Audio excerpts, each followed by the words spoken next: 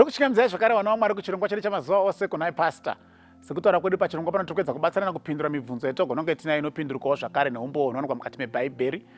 Saka sunungukai kutumira mibvunzo yenyu. Mwari achitibatsira, tinobatsirana. Regai tiverenge mibvunzo wabvunzwa panapa nhasi uri kuti iwo kuNhai Pastor.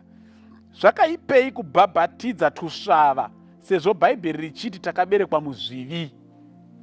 Ndautanga ndaverenga vhesi yacho inotaura izvozvo zvokuti takaberekwa munembereko yezvivi, then tozotsanangura kuti zvinenge zvakaipirei kana kuti zvakanakira chii kubhabhatidza tusvava. Mapisarema chapter 51, Psalm 51 verse 5. Pisarema 51 verse 5. Behold, I was sharpened in iniquity, and in sin did my mother conceive me. Ndo vhesi yacho iyi. Ndakasikwa muzvivi, uye muzvivi mai vangu vakandibereka. Ndakaberekwa muzvivi. Ndakatoberekwa ndiri zvinoreveka nachinzi ndakaberekwa muzvivi. Munhu wese akaberekwa nomukadzi anoberekwa aine nature inotadza, inoda kutadza. Hakuna munhu akaberekwa nemukadzi anoberekwa aine nature isingadi kutadza, inoda zvaMwari. Munhu wese achitongobarwa nature yake iri kutiza kubva pana Mwari. Because kubva musi watadza Adam naEve, tiri kuinherita the fallen nature of Adam and Eve. That is what we inherit. We are born with a fallen nature ya Adam naEve. Ndio yatobarwa nayo. Nosa mchona kuti kamwana kachitori kadiki kasati kakutogona kutaura asi kanenge kakutogona kunyepa nemakadza nemafudzi kachidaiso. Kachinyepa kuti handisini asi kariko. Hapana mai anenge ambogara pasi achidzidzisa mwana kunyepa. But zviri makari kunyepa. Because nature yako yakarukirirwa chivi chatakatambira kubva kuna Adam. But mubvunzo uri kuti, therefore why not baptize this baby? Baptism haingoitwi nekuti pane mutadzi. Baptism inoitwa nekuti mutadzi abvuma kuti mutadzi anoda Jesu Kristu. Ndo zvinoitirwa baptism. People are not baptized because they are sinners.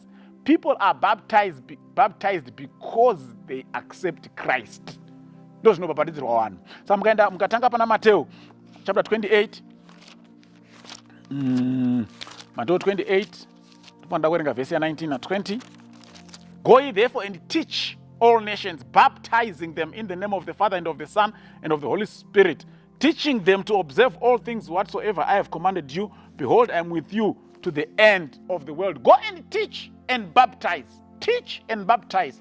Mukaverenga kuna Mark chapter 16. Mark 16:16. Inotaura zvakada kufanana naizvozvo. Inoti iyo. All right, Mark 16:16. He who believes and is baptized shall be saved. Anenge atenda, go and teach. He who believes and is baptized shall be saved. Ndo chikonzero chekubhabhatidza vanhu. Hatibhabhatidzi vanhu nekuti vatadzi. Tinobhabhatidza vanhu nekuti vabvuma kuti vatadzi vanoda Jesu Kristu. Otherwise, dai kwaibhabhatidzwa vanhu nekuti vatadzi, taingofamba tichito door to door, tichingoti munhu wese wataona todira mvura, tonyudza mvura, tonyudza mvura, tonyudza mvura. But handizvo, kunobhabhatidzwa bedzi atenda kuti anoda Jesu Kristu samuponesi wake nekuti anzwisa kuti mutadzi. Ndo vanhu vanobhabhatidzwa ivavo. John chapter 3 verse 16.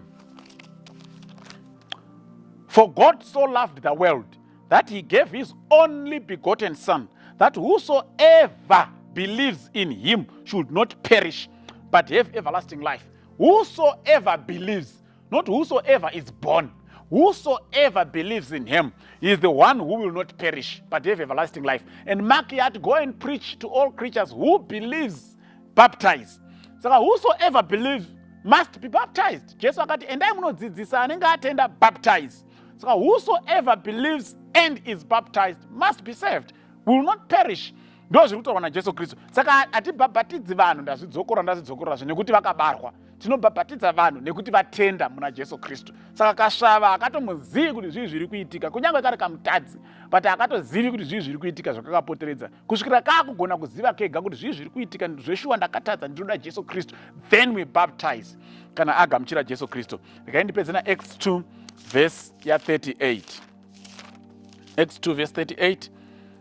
Then Peter said to them, repent and be baptized, every one of you, in the name of Jesus Christ. Mukatoinga pa 37 inotanga yati, now when they heard this, they were pricked in their heart and said to Peter and the rest of the apostles, men and brethren, what shall we do?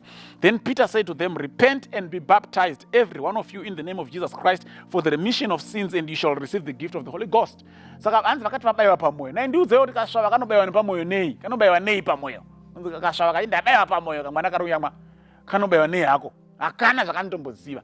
Saka vanhu vanobhabhatidzwa vanhu vanonzwa shoko raJesu Kristu nerudo rwakaitira vanhu, vobatikana voti hai ndaakuda hangu Jesu Kristu, vonzi saka tendeukai mubhabhatidzwe. Ndo vanhu vanobhabhatidzwa. Vabvuma kuti vatadzi vanoda kutendeuka vobhabhatidzwa. Saka regardless of the fact yekuti munhu wese anozvarwa nemipereko yezvivi, that is not a passport yekuti therefore they must be baptized. We only were given the orders to baptize those who believe. Ndozvo takaitwa naJesu Kristu. Saka vanobhabhatidza tiwana tusina tukatenda havana kana basis, havana pavari kuteerera Bhaibheri. Bhaibheri rakati endai munoticha vanenge vatenda mubhabhatidza. Kasvava katichwa nani? Saka kubhabhatidza kasvava is actually rebelling against God's plan and his word, because we teach and those who believe and accept that teaching we baptize. Saka ukabhabhatidza munhu asina kutenda uri kupandukira zano raMwari, because Mwari haafoseredzi vanhu. Wangofanana nemunhu asvika muzvidhakwa zvichizvifarira hazvo woti mhese ndinoda kubhabhatidzai kiwo apa izvakabata futi. That's not what Christ told us to do. Akati endai munodzidzisa vanenge vabatikana vabayiwa pamwoyo vakatenda mobhabhatidza. So don't baptize infants. Wait for them to be mature enough to make their own decisions. Kana vati havadi movasiya, kana vati vanoda Jesu Kristu movabhabhatidza. Ndoda kudarira kuti zvajeka, Mwari achitibatsira, Mwari atikomborere. Amen.